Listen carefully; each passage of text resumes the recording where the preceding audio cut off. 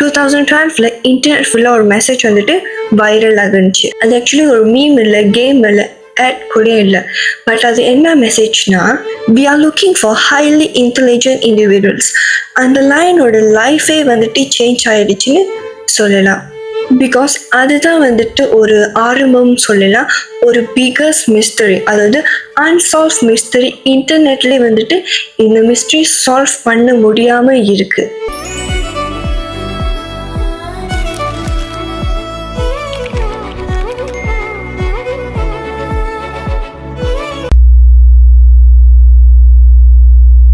Guys, it's Aarvini. எல்லாரும் எப்படி இருக்கீங்க? நலமாக இருக்கீங்களா? கண்டிப்பாக நீங்கள் எல்லாரும் நலமாக இருப்பீங்கன்னு நான் நம்புறேன். ஸோ நான் சொன்ன மாதிரி இருந்தால் 2012 வந்துட்டு உலகமே அழிஞ்சிரும்னு சொன்னாங்க. பட் அதே சமயம் இந்த ஒரு விஷயமும் நடந்திருக்கு. அதாவது இந்த ஒரு மிஸ்டரியான ஒரு மெசேஜ் வந்துட்டு இந்த இன்டர்நெட் முழுக்க ஸ்ப்ரெட் ஆயிருக்கு, அதாவது பரவி இருக்கு. பட் 2012 வந்துட்டு இந்த ஒரு மெசேஜ் வந்துச்சான்னு கேட்டாக்கா எனக்கு தெரியாது. ஏன்னா நானே அப்போ ஒரு சிறு குழந்தையாக இருந்தேன். ஸோ எனக்கு சத்தியமாக தெரியாது. நானே இப்போதான் தெரிஞ்சுக்கிறேன் மெசேஜ் எதுக்காக 2012 வந்துட்டு வைரல் ஆகுச்சு. அது மட்டும் இல்லாமல் அந்த மெசேஜ்னால என்னென்ன நடந்துச்சு இது எல்லாமே தெரியணும்னா நீங்கள் என்ன பண்ணணும், கடைசி வரைக்கும் வீடியோ பாருங்க. ஓகே, ஸோ இன்னைக்கு நான் இதை பற்றி பேச போறேன்னா சிகேடா 3301, அதாவது 3301. ஸோ இதை பற்றி தான் நான் பேச போகிறேன். ஸோ டைம் வேஸ்ட் பண்ணாமல் கதைக்கு போகலாம். ஃபர்ஸ்ட் டைம் இது எதில் போஸ்ட் ஆகுச்சுன்னா 4chan அந்த ஒரு ஃபாரம்ல தான் வந்துட்டு இது போஸ்ட் ஆகியிருக்கு, அதாவது வெளியாக்கி இருக்காங்க. ஸோ நீங்கள் எல்லாமே கேட்கலாம், 4chanனா வந்துட்டு என்னதுன்னா, அது ஆக்சுவலி வந்துட்டு ஒரு மரமும் நிறைஞ்ச ஒரு இன்டர்நெட் ஃபாரம் சொல்லலாம். ஆக்சுவலி வந்துட்டு அங்கே யூசர் நேம் இருக்காது. ஸோ எல்லாருமே வந்துட்டு யூஸ் பண்ணி பேசலாம். லைக் யூஸ் பண்ணி பேசலான்னா அவங்க உண்மையான யார், லைக் அது எதுவுமே வெரிஃபைடான ஒரு விஷயம் இல்லை. இப்போ நம்ம வந்துட்டு ஒரு நிறைய சோஷியல் மீடியா இருக்குது. ஸோ நம்மளுக்கு வந்து தனியாக ஒரு யூசர் நேம் இருக்குது. பட் ஸ்டில் அதுலேயே வந்துட்டு ஃபேக் அக்கௌண்ட்லாம் இருக்குது. அண்ட் அது வேற விஷயம். பட் ஸ்டில் எல்லாருக்குமே யூசர் நேம் இருக்கு, லைக் அவங்களோட வெரிஃபைடான பிக்சர்ஸ் வச்சிருக்காங்க. ஸோ அது வந்துட்டு வெரிஃபைட், லைக் நம்ம வச்சிருக்கிறது வந்துட்டு கரெக்டான ஒரு அக்கௌண்ட்.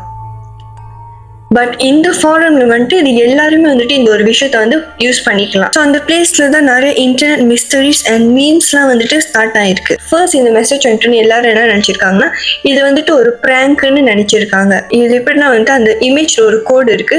ஸோ அந்த கோட் வந்துட்டு எல்லாருமே கண்டுபிடிக்கணும். ஸோ அந்த கோட் கண்டுபிடிச்சிட்டோன்னே அடுத்த க்ளூ கிடைக்கும்.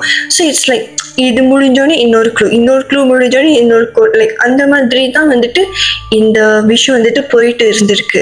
ஸ்டெப் பை ஸ்டெப்பாக தான் இந்த விஷயத்தை வந்துட்டு கண்டுபிடிச்சு போக முடியும். இட்ஸ் லைக் அ பசில்னு சொல்லலாம்.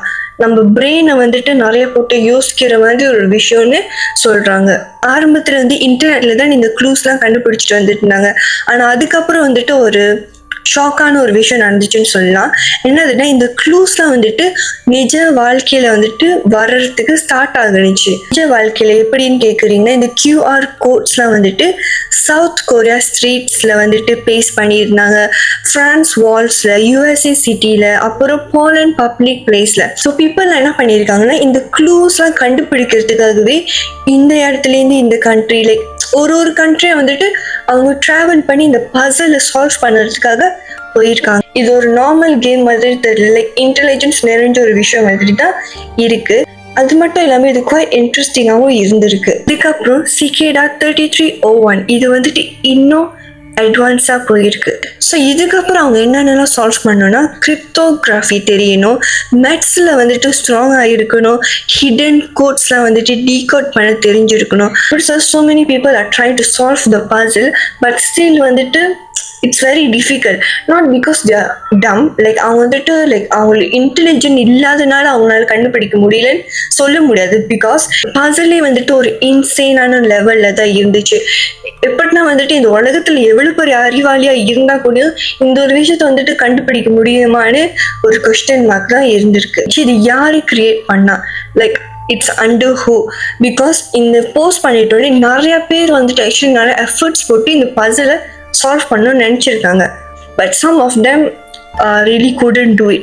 ஸோ இது யார் கண்டுபிடிச்சோன்னு இதுக்கு தானே ஒரு இன்வெஸ்டிகேஷன் போயிட்டு இருந்துச்சு இன்டர்நெட்ல. இது பிக்கஸ்ட் மிஸ்டரினால இன்டர்நெட் ஃபுல்லாக இந்த மாதிரி நிறைய தியோரிஸ்லாம் போயிட்டு இருந்துச்சு. லைக் CIA வந்துட்டு இந்த டெஸ்ட் செஞ்சுருக்காங்களா, இல்லை சீக்ரெட் ஹேக்கர் குரூப்னாலையா, இல்லை எலிட் இன்டெலிஜென்ஸ் சொசைட்டியா, இல்லை அன்னோன் ஆர்கனைசேஷனா. பட் உண்மையால இது யார் கண்டுபிடிச்சாங்கன்னா இது கன்சிடரே இல்லை. பிகாஸ் இது யார் கண்டுபிடிச்சாங்கன்னு இப்போ வரைக்கும் தெரியல. Like no answer, no clue, nothing. Like எந்த ஒரு இதுலயும் போயிட்டு கண்டுபிடிக்க முடியல இது ஆக்சுவலி யாரு தான் கிரியேட் பண்ணாங்க. ஒரு பாயிண்ட்டுக்கு அப்புறம் லைபர் பிரைமஸ்னு ஒரு புக்கு கிடைச்சிச்சு. அண்ட் அது ஆக்சுவலி வந்துட்டு என்கிரிப்டட் புக். இது ஆக்சுவலி என்னதுன்னா சிகேடா 3301 அந்த பசிலோட ஃபைனல் ஸ்டேஜ் மாதிரியான ஒரு புக்குன்னு சொல்லலாம். ஸோ இன்டர்நெட்ல இருந்த இந்த பசல் சால்வர்ஸ் எல்லாருமே சேர்ந்து பார்ட்ஸாக கண்டுபிடிச்சாங்க. பட் அது என்னன்னு நிறைய பேருக்கு சரியா தெரியல. அது மட்டும் இல்லாமல் நிறைய பேஜஸ் வந்துட்டு அன்சால்வாக இருந்திருக்கு. 2014 அப்புறம் எல்லாமே டிசப்பியர் ஆச்சுன்னு சொன்னா. லைக் சிகேடா 3301 இது எல்லாமே மறைஞ்சிருச்சு.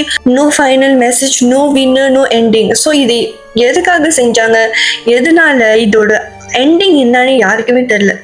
இப்போ எப்படின்னா வந்துட்டு ஒரு விஷயத்த ஆரம்பிச்சுட்டு கடைசியில் அது எண்டிங் என்னன்னு தெரியாம இருக்கிறது அது ஒரு பெரிய தலைவலி.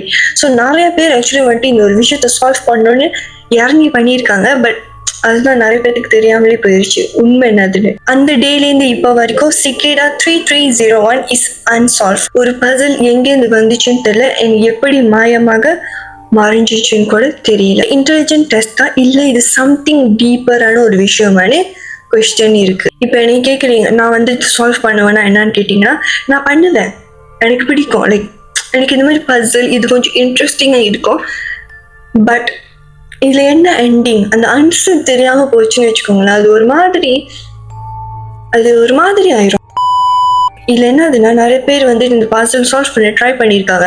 பட் இதுக்கு எண்டிங் இல்லை. லைக் இதோட ஃபைனல் ஆன்சர் என்னன்னு தெரியல. ஸோ நிறைய பேர் ஆக்சுவலி வந்துட்டு இந்த ஒரு விஷயத்த சால்வ் பண்ணுறதுக்காகவே மென்டலி டிஸ்டர்ப் ஆயிருப்பாங்க எனக்கு தெரிஞ்சு. ஏன்னா ஒரு ஆள் வந்துட்டு ஒரு விஷயத்த வந்து ரொம்ப இன்வால்வ்னா செஞ்சுட்டோன்னே. இப்போ நம்ம ஒரு மூவி பார்க்குறோம். லைக் அந்த படத்துல வந்துட்டு எண்டிங் இல்லைன்னா லைக் என்ன ஆயிருக்கும்னு அதையே நம்ம யோசிச்சுக்கிட்டே இருந்திருப்போம். லைக் நம்ம அந்த மூவி வந்து ஒரு வாட்டி தான் பார்க்குறோம். ஸோ இந்த பசிலை சால்வ் பண்றவங்களை யோசிச்சு பாருங்களா, அவங்க லைக் இதுல ரொம்ப இன்வால்வ் ஆயிருப்பாங்க. பட் கடைசியில் அவங்களுக்கு எல்லாம் தெரியாம லைக் ஆன்சரே தெரியல நான் எப்படி ஆயிருப்பாங்க. ஸோ இன்னைக்கு தான் அடுத்த வீடியோ இருக்கும். ஸ்டே டியூன் பண்ணுங்க, மறக்காம லைக் பண்ணுங்க, ஷேர் பண்ணுங்க, அப்புறம் சப்ஸ்கிரைப் பண்ணுங்க. ஓகே, அப்புறம் ஏதாச்சும் தவறு ஏதாவது இருந்துச்சு நீ வந்து மன்னிச்சிடுங்க. ஓகே, அப்புறம் அனைவருக்கும் என்னுடைய காதல்ஸ். அப்புறம் பாய். இப்போ எனக்கு ஐயோ இண்டிவிஜுவல்ஸ்